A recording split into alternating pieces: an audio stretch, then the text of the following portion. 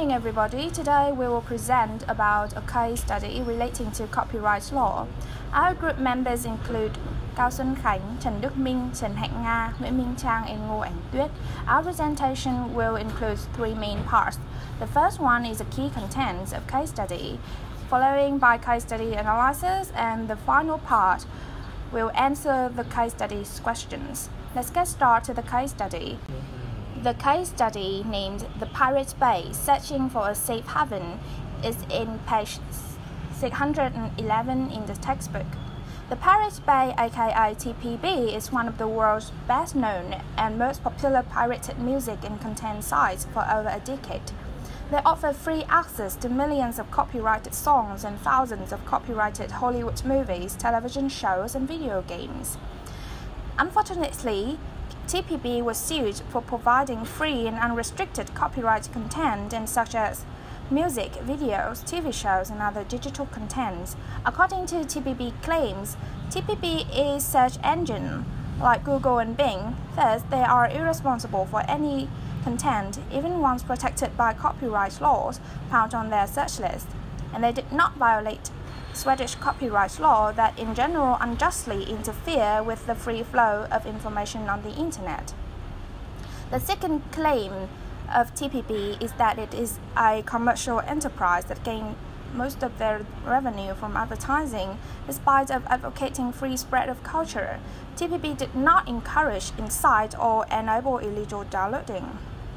However, according to the Swedish court declaration, TPB's four founders were guilty of violating Swedish copyright law because they had been aware of the fact that copyrighted material was shared with the help of their site.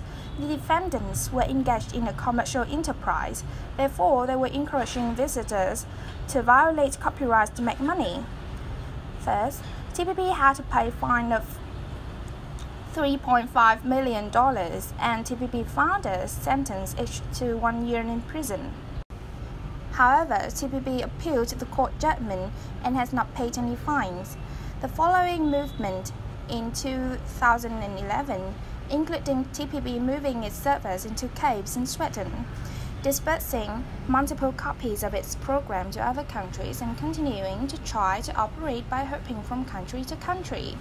However, in 2014, four co-founders were arrested. The firm's financial resources ran dry and they finally declared bankruptcy. In 2015, TPB was shut down. However, in 2016, they returned to the top spot among sites. They became the largest video streaming site that allowed users stream pirated content directly from their browsers. In response to TPB's action, the music industry, who is directly infected by TPB's actions, was and will be giving solutions and business models to eliminate TPB, as well as record companies have brought a solution that they have licensing deals with technology platforms. Now, welcome to our case study analysis.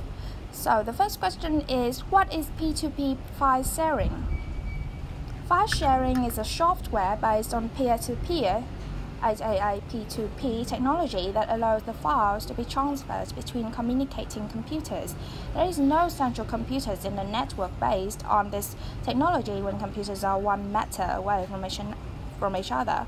Another P2P technology used for file sharing is the software and file transfer protocol called BitTorrent.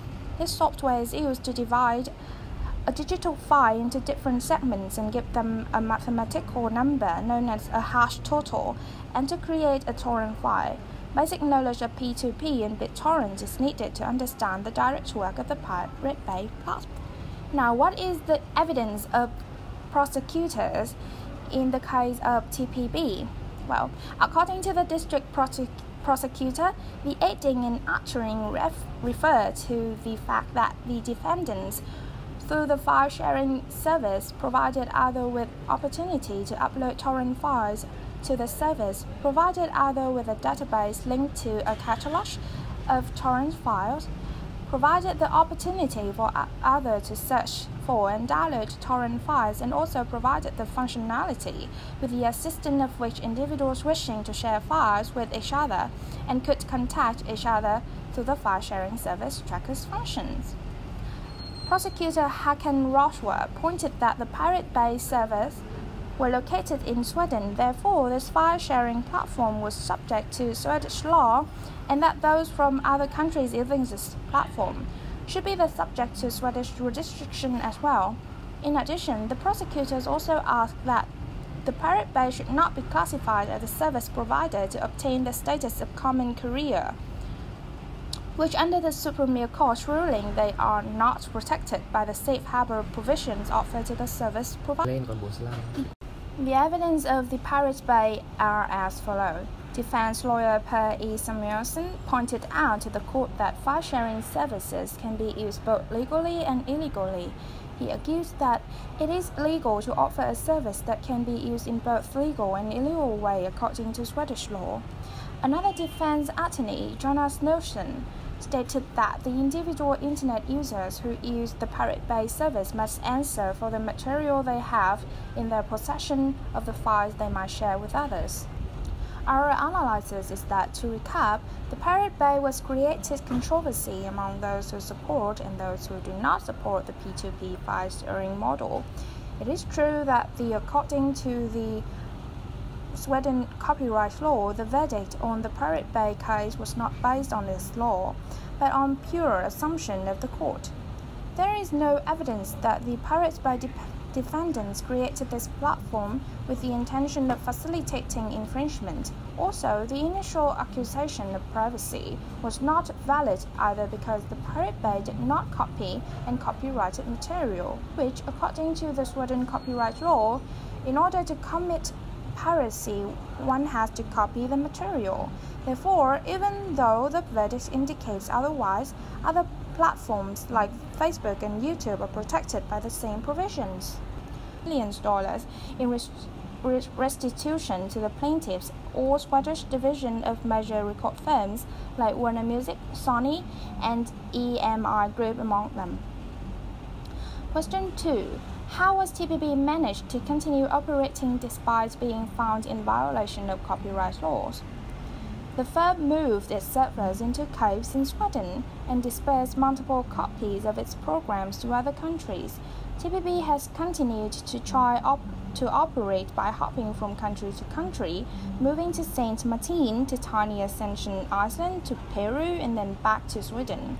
TVB has developed a Firefox-based browser it calls Pirate Browser that uses the Tor network and allows users to bypass ISP filtering and access blocked websites. TVB is developing a P2P BitTorrent browser application that will let its users distribute and store the site and others on their own computers without having to access central host. It also plans to develop separate television, music, and movie sites, all in an effort to make it even more resilient than it has been. Question 3. How was the music industry reacted to the problems created by the pirates like TVB? The music industry has drastically changed its business model and decisively moved towards digital distribution platforms. The music industry employs a number of different business models and online delivery platforms, including Apple iTunes pay-per-download model, subscription models, streaming models, and now music in the cloud. In each of these new media's delivery platforms, the copyright owners, record companies, artists, and Hollywood studios have struck licensing deals with the technology platform owners and distributors like Apple, Amazon, and Google. That's the end of our presentation. Thank you for your listening. In our final parts of the presentation, we will answer the case studies questions. Question 1.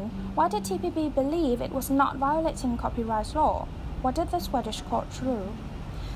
Well, TVB hold a strong belief that they did not violate Swedish copyright laws, and in any event, Swedish law is the only one that should be applied. However, the first Swedish court in Stockholm declared TVB's 4 founders guilty of violating Swedish copyright law and sentenced it to 1 year in prison and payment of $3.5 million in restitution to the plaintiffs or Swedish division of major record firms like Warner Music, Sony, and EMI Group among them. Question 2. How was TVB managed to continue operating despite being found in violation of copyright laws? The firm moved its servers into caves in Sweden and dispersed multiple copies of its programs to other countries. TVB has continued to try to operate by hopping from country to country, moving to Saint Martin, to tiny Ascension Island, to Peru, and then back to Sweden. TVB has developed a Firefox-based browser it calls Pirate Browser that uses the Tor network and allows users to bypass ISP filtering and access blocked websites. TVB is developing a P2P BitTorrent browser application that will let its users distribute and store the site and others on their own computers without having to access central host. It also plans to develop separate television, music, and movie sites, all in an effort to make it even more resilient than it has been. Question 3. How was the music industry reacted to the problems created by the pirates like TVB? The music industry has drastically changed its business model and decisively moved towards digital distribution platforms. The music industry employs a number of different business models and online delivery platforms, including Apple iTunes pay-per-download model, subscription models, streaming models, and now music in the cloud. In each of these new media's delivery platforms, the copyright owners, record companies, artists, and Hollywood studios have struck licensing deals with the technology platform owners and distributors like Apple, Amazon, and Google. That's the end of our presentation. Thank you for your listening.